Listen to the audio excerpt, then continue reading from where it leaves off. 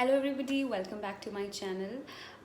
Those of you who don't know me, I'm Dr. Akriti Gupta and I'm an MD Gynecology with an IVF specialization. So I discuss about various women related health issues in my channel. So do subscribe to it and like my videos. Last my video was on PCOD and a number of my friends from South, they had requested me, personally inboxed me to make it in English. So here's to all of them.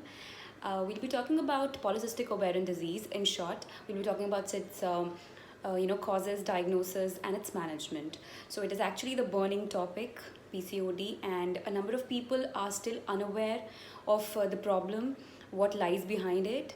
So quickly we'll brush our knowledge on it. So regarding the causes, what exactly is the pathophysiology of PCOD? I would like to tell you that it is not a single thing which is causing PCOD. You have multifactorial reasons which lead to PCOD. So that's called as polycystic ovarian disease or polycystic ovarian syndrome. The causes are, number one, you have the genetic factor, which is actually the predominant nowadays, which we see that in utero only, the lady inside the womb only, the female child, it is predisposed to certain changes, and which lead to the manifestation of PCOD in later life. Second are the environmental factors. Environmental factors like you have stress, the dietary habits, the living, the sedentary lifestyle, which brings about changes in the woman's life, and they indirectly affect the manifestation of PCOD. The other factors are, which are the pathophysiology lies inside the brain. The brain, you have a hormone called an LH, the luteinizing hormone, which is disproportionately higher than the FSH, and that imbalance leads to increased production of androgens in the body of a female more than the normal amount, which leads to the manifestations of hyperandrogenism. Third is your ovarian, the dysregulation of hormones in the ovary itself, wherein there was an estrogenic environment before, that is the female hormone, which is now in PCOD predominantly changed to an androgenic environment, which leads to anovulation, means the egg is not getting released and it instead leads to follicles. Multiple number of follicles get accumulated at the periphery of the ovary, which is called as polycystic. So you have poly means now many, and cystic means fluid filled cysts, which are basically the follicles. So that's why it's called as polycystic ovarian disease. So the fourth, that was the fourth factor. The fifth is the adrenals. The adrenals also contribute in hyperandrogenism. Then you have the sixth factor, that is the obesity. The obesity means obesity is indirectly related, could be a cause of PCOD, or PCOD itself can be manifested in the form of obesity. Then we have the sixth one, which is insulin resistance. So this is the major thing which is being talked about now, because both insulin resistance and obesity are interrelated. We don't know which is leading to what.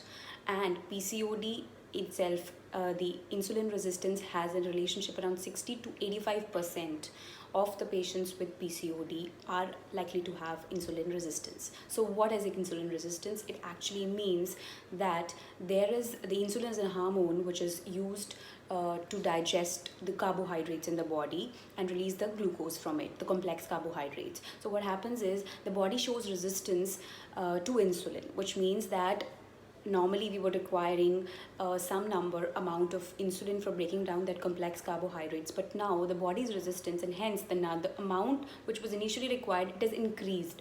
So we require more amount of insulin because our body is not sensitive to it anymore. So it creates a state of chronic inflammation in the body. So how do we diagnose PCOD? We have to see the following symptoms, and we have to see the following three things, and any of the two if present, two or more than two, it will be diagnosed as polycystic ovarian disease. So the first is presence of hyperandrogenism, which could be either clinical or it could be laboratory diagnosis. So second is your irregular menstruation. So irregular menstruation means in the form of oligo ovulation or anovulation, and we'll be discussing briefly about them. And third is the presence of ultrasound findings of polycystic ovarian disease, which is actually the presence of necklace shaped appearance or presence of more than 20 greater than equal to 20 follicles. So this is the new revised guidelines by the ASHRAE and by the ASRM, which are the major societies on reproductive medicine. Previously we were using as greater than equal to 12 number of follicles around the periphery of the ovary as the diagnostic criteria on ultrasound, but now it has been changed to greater than equal to 20. Coming to each one of them, we'll talk about hyperandrogenism first. So hyperandrogenism means the excess of male hormones. So what happens when a female will have a higher number of hormones which are from the male origin, that is the androgens. And these androgens will manifest in the form of hirsutism, acne or alopecia. So what has hirsutism? Hirsutism means abnormal hair growth on a male pattern in a female body. So you could find, as you've seen, many women will be having hirsutism they'll be having excess hair growth on the chin or on the upper lips or on the back, chest, on the breast. So that's an abnormal feature, and that's a feature of PCOD. So, and second is your acne. Acne, as all of you know, it is form of pimples in the form of pustules or nodules or cystic acne, inflammatory acne. So all these are other manifestations of hyperandrogenism. Then is frontal baldness. The frontal area is this portion. So here there is baldness, which is just seen in 5 to 10% of the patients. So that is another feature of hyperandrogenism. Now what is laboratory hyperandrogenism? It means that there are a few hormones which are raised in the body during the female menstrual cycle, and we usually do it on the day 2 of periods or the day 3 of periods, and that is the testosterone, the free testosterone or the total testosterone. Talking about the menstrual irregularity now. So oligoanovulation means that the duration of the cycle, which is increased beyond 35 days. So this is for the women of reproductive age group. However, in adolescence, where there is menstrual irregularity seen in the first 3 to 4 years of their life. So if the girl is more than 1 year of menstruation and is less than up to at least 3 years post menstruation, menarche is there. During that time, this duration is more than 45 days. But anovulation, you mean that the ovary is not releasing the egg. So there is difficulty in the release of the eggs. That's called as anovulation. Then the third is, as I already told you, the ultrasound diagnostic features. Now, it's very important for us to deal with the adolescence manifestations, because a number of times in the clinic, the most commonly the women, their mothers will be worried about, so the girl is not having menstruation, the irregular menstruation in the first 3-4 years of life. So they'll go to a doctor and they'll consult and get a scan done, and it'll show polycystic ovarian disease. So it's my request to all those mothers and all those girls, that please don't panic. In the first 3 to 4 years of your life, you are tend to face this problem of irregular menstruation, as your hypothalamic pituitary axis, ovarian axis, is not that developed. So it'll take time to reach to that reproductive the competence. There's another thing I want to lay stress upon, that is obesity and PCOD. Yes, they are interrelated, but it doesn't mean that all girls who are obese, they tend to have PCOD, and a girl who is having PCOD, she tends to be obese. So these are not, they are interrelated, but it doesn't mean that it is like they're directly proportional to each other. Even a lean girl, a thin girl like me could have PCOD. So that is one thing which I want to say. Then we'll come to the management. Hirsutism, the basic things which we all know is that we are going to give you the treatment for hair removal, which could be waxing, threading, bleaching. These are the common things which the girls do. Then beyond that, we have laser treatment nowadays. Besides that, you can refer to a gynecologist, and she can give you hormonal pills, for a period of 2 to 3 months or 3 to 4 months to regularize your hormone levels in the body. That means the androgen. Then we come to the acne. So acne is something which is worrisome. Besides the DIY tips you must be knowing, and subsequently in the next videos I'll be discussing about the acne related things. So basic thing is that you need to consult a gynecologist or a dermatologist for the same. They will either give you local applications or oral tablets, antibiotics for treating acne. So you have to follow them, and follow the other tips that related to hygiene and diet changes, which are important to treat acne. Then comes for the menstrual irregularity. Again, I would lay stress that menstrual irregularity in adolescents in the first 3 to 4 years of life should be managed conservatively. No need to treat it actively with pills. So if a woman is coming to you with menstrual irregularity, you have to give her pills, which could be for 3 to 4 months to regularize her menses. And there are changes in lifestyle which are important, which is the basic thing of treating PCOD, which covers your correction of hormones, treating your acne, and losing weight, and also regularizing your menses. So this is one thing which is very, very important. And I'm going to tell you in short that what exactly do you mean by lifestyle modifications. So lifestyle modifications means that something which you can incorporate in your daily life, and you could follow it daily, and without any saying any, without any pause to it, you have to follow it. So whether it lifestyle includes your diet, your your schedules, daily schedule of physical activity, or your exercise, yoga, or meditation. So these are the few things which you have to incorporate. Regarding diet, I'm going to talk is that you have to reduce the carbohydrate intake in your diet. You have to increase the low glycemic index foods. You have to reduce the high glycemic index foods in your diet. Then you have to get a proportion of proteins and fats to be increased compared to the carbohydrates. Incorporate a lot of water, 3 liters, at least 3 liters of water in your diet in any form. Could be juices, could be lemon water, or could be tulsi water, just to hydrate yourself. So regarding losing weight, how are you going to reduce weight? One is your diet, then comes your exercise. So it could be brisk walk, it could be running, jogging, or it could be skipping. And in terms of exercise, if you're a gym person, go for gymming.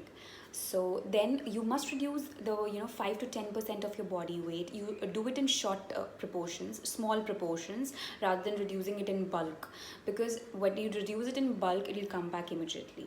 So it is recommended to reduce at least 5 to 10% of body weight, which will definitely around 60 to 80%, it will regularize your menses, your periods, and it would also treat your acne. So it will regularize the hormones in your body. Then comes the role of medical management. As I told you that the PCOD, it is something which is a chronic illness, and it will manifest in adolescents, in the reproductive age group, or in the elderly ladies. So we have to treat treat as the symptoms they come, in whichever age group we are facing them. In the reproductive age group, a major problem which many of the ladies, married ladies, face is the problem of infertility. That means they get because of irregular menses, they are not able to plan, or they plan their conception, plan their baby, in short. So for them, one treatment would be, first would be prescribing them the pills to regularize their menses, and then scheduling their periods, and then asking them to try naturally. They might have a problem in conceiving, because in this PCOD, you have a problem of anovulation. So anovulation, as I already explained, that egg is not getting released. So egg is not getting released, so the woman will have a difficulty in getting pregnant. Second, we can do is we can refer you to an infertility specialist, and they will prescribe you pills which will lead to the formation of the egg, and they will help in the ovulation of the egg. So that is the second method we can use. Third option for us is, we can ask you to go for higher assisted reproductive techniques like intrauterine insemination or IVF. Another question which is most commonly asked, the role of PCOD drilling. That means laparoscopy is done, and we make puncture-like holes on the ovary, to decrease the number of the follicle, because as polycystic means it has a number of follicles. To puncture those follicles means that we are going to decrease the hormone production, the androgen production from the ovary. But recently it has been labeled as not that good option for treating infertility in women with PCOD. Coming to the last thing, which is the prevention of lifestyle diseases. So since PCOD is a chronic illness, and there is chronic inflammation in this, so you are prone as a girl to develop obesity, insulin resistance, diabetes, hypertension, cardiovascular problems like myocardial infarction, that means a heart attack in a common language, and metabolic syndrome, sleep difficulty in breathing during sleep, that is called sleep apnea, dyslipidemias, there'll be dysregulation of your lipid levels, and these things can manifest later on in life. Another thing which a lady can manifest is endometrial hyperplasia, that is the uterus lining, the inside gets increased in thickness, and then lady is predisposed to endometrial cancer too.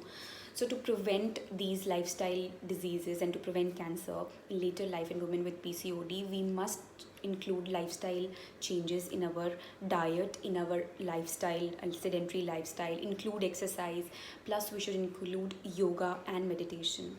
A little word about yoga on this, that there are a number of exercises which I'll be talking about in my subsequent vlogs, which are going to help you with acne, with controlling your hormonal imbalance in the body, and also treating your obesity and your irregular cycles, helping you in conceiving. So check out, just stay tuned to my channel, and those videos will be coming up soon. So that's all about PCOD. I hope there was little of information which I provided to you. You'll be able to assess the symptoms, and you'll be consulting a specialist doctor for the same, and not just misdiagnosing or overdiagnosing PCOD, or mistreating or overtreating PCOD at your home. So guys, stay safe, and hope you like my video, and just to subscribe to my channel, don't forget to press the bell icon. Okay,